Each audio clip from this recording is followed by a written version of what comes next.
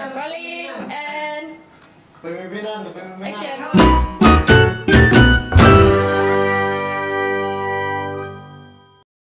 Selamat datang di PH kami. Boleh dong kenalan dulu. Oke.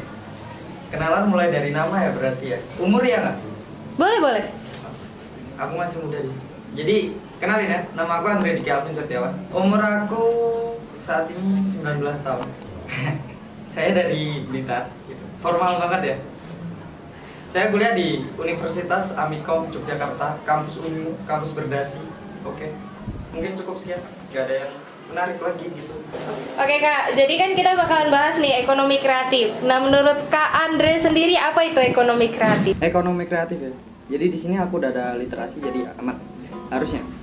Nah, jadi menurut Joe Hawkins dalam buku Creative Economy, How People Make Money from This, dijelaskan bahwa ekonomi kreatif adalah kegiatan ekonomi di mana input outputnya itu adalah gagasan, kurang lebih kayak gitu. Nah, hanya dengan modal gagasan seseorang yang kreatif dapat memperoleh penghasilan yang lebih besar, kurang lebih seperti itu. Dan hanya dengan modal gagasan orang itu udah bisa gitu mau ngapain itu udah bisa. Jadi kayak seandainya kalian mau usaha apapun itu udah gampang di 4.0 ini, kurang lebih kayak gitu. Nah, berdasarkan RPJM Ekonomi Kreatif tahun 2015 hingga 2019, ekonomi kreatif merupakan penciptaan nilai tambah yang berbasis ide yang lahir dari kreativitas sumber daya manusia. Jadi lebih ke sumber daya manusianya. Oke, kurang lebih kayak gitu. Oke, terus konsepnya dari Ekraf 4.0 itu gimana Kak? Nah, jadi konsep ekonomi kreatif itu merupakan sebuah konsep ekonomi di era ekonomi yang baru. Nah, kurang lebih kayak gitu. Yang gimana ya? Mengintenskan pada informasi dan kreativitas dengan mengandalkan ide dan stok atau of knowledge dari sumber daya manusia sebagai faktor produksi utama dalam kegiatan ekonomi. Terus sejak tahun 2007 konsep ekonomi ini telah diimplementasikan di Indonesia sendiri gitu loh, udah diambil gitu dan menciptakan bahasa-bahasa baru gitu. Kayak ekonomi kreatif, industri kreatif, terus yang selanjutnya itu ada kota kreatif. Nah, semua ini tuh diadopsi dari pemerintahan Inggris, lalu diimplementasikan di Indonesia. Terus pemerintah Indonesia melalui Kementerian Perdagangan kemudian menciptakan cetak biru ekonomi kreatif dengan fokus pada pengembangan industri kreatif dan kota-kota kreatif. Terus setelah 8 tahun, jadi nggak perlu waktu lama tuh, cuma 8 tahun gitu, industri kreatif Indonesia ini berkembang pesat dengan banyak komunitas kreatif yang berkembang berdasarkan keterampilan, kewirausahaan, dan upaya sendiri. Jadi kurang lebih kayak gitu. Ya, di Indonesia itu udah gimana ya, istilahnya tuh udah maju gitu loh, udah bisa mengikuti perkembangan zaman di bidang ekonomi kreatif, kurang lebih kayak gitu. Oke Kak, contoh dari ekonomi kreatif itu bidangnya tuh apa aja sih? Ada banyak sih, kayak film, konten kreator itu juga ada. Jadi industri film memang sudah ada ya sejak dulu gitu, dengan sangat populer pada era 90-an. Namun film pada zaman dulu tentu berbeda dengan sekarang, beda banget, beda full pokoknya. Dimana saat ini film sudah dibuat dengan jauh lebih menarik, jauh lebih baik, terus dalam segi kayak peralatannya itu udah bagus banget gitu loh, kurang lebih kayak gitu.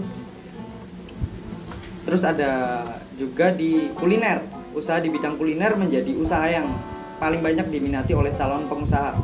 Ini dikarenakan peluang untuk mendapatkan uangnya tuh banyak, kayak mudah aja gitu, kita bikin makanan, kita jual gitu. Terus ada di fashion juga. Konsep ekonomi kreatif juga bisa diaplikasikan pada dunia fashion.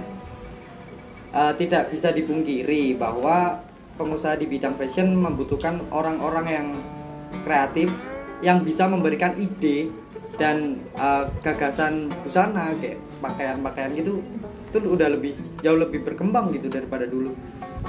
Kurang lebih kayak gitu sih, Mbak. Oke, nah kan sekarang kan ekonomi kreatif itu kan di 4.0 kan, otomatis lebih baik dari segi apapun, contohnya di bidang advertising gitu. Terus gimana nih pendapat kakaknya? Jadi ya udah jelas dong kalau kita mau lihat advertising yang dulu dengan 4.0 yang sekarang tuh udah gimana ya, udah jauh berkembang gitu loh. Iklan sangat dibutuhkan, emang sangat dibutuhkan karena bisa menjangkau banyak orang. Biasanya para pengusaha membutuhkan iklan untuk memperkenalkan produknya.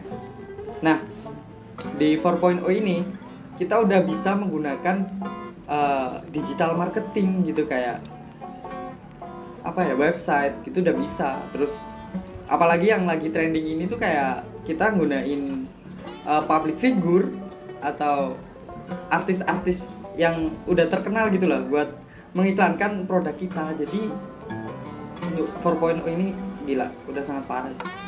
Gila parah. Kurang lebih kayak gitu, Mbak. Oke, dampaknya sendiri nih, ada positif negatif dari ekonomi kreatif itu apa sih? Pasti ada dong. Karena apa ya?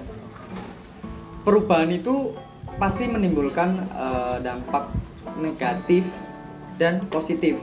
Namun kalau ini menurut saya sendiri ya, ini lebih banyak di dampak positifnya gitu loh.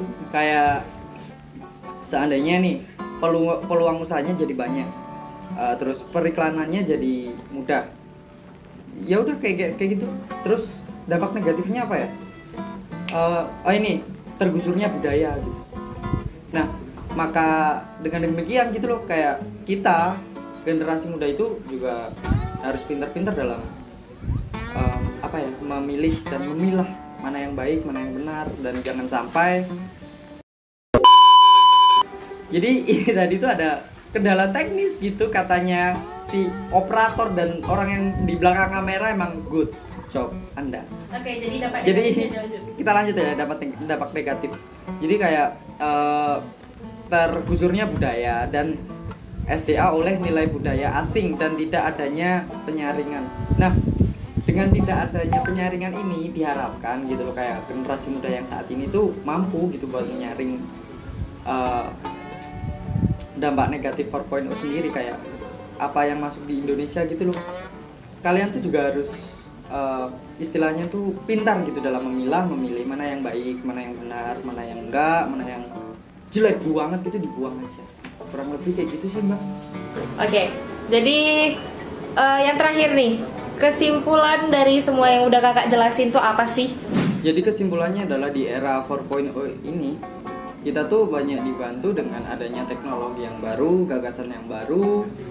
Terus lagi di bidang advertising kita juga ada hal-hal yang baru, banyak yang baru gitu, dan menurut saya itu mempermudah gitu loh. Terus tergantung kitanya itu mau gimana, mau gerak apa enggak gitu. Kayak contohnya kalian tuh untuk saat ini kalau ingin memulai usaha itu udah mulai istilahnya tuh lebih mudah gitu loh. Kayak advertising kita udah dibantu dengan adanya media sosial, terus komunikasi yang sekarang ini udah sangat luas gitu, kayak kita bisa gunain Instagram, WhatsApp, Facebook, dan masih banyak lagi web gitu loh. Kayak ya udah, mungkin itu aja sih kesimpulannya, kayak kita tuh lebih terbantu dan lebih bisa melebarkan sayap gitu loh di bidang usaha dan lain sebagainya. Oke, thank you very much. Oke, terima kasih Kak Andre buat udah waktunya untuk datang ke PH kami. Terima kasih untuk syuting hari ini. Terima kasih. Dan Terima kasih. saya mohon maaf ya kalau seandainya ada beberapa part yang kurang jelas gitu, kayak aku ngomongnya kayak gimana dan gimana, aku mohon maaf sekali. Dan jika teman-teman ya, ini ada yang nonton kan otomatis. Ada nggak? Ini di YouTube kan? Oke, gue masuk jadi YouTuber nih gue. Jadi buat teman-teman semua gitu kan ya, yang tahu masalah 4.0 itu bisa tulis di kolom komentar. Udah? Oke, terima kasih Kak Andre. Saya tepuk tangan untuk diriku sendiri.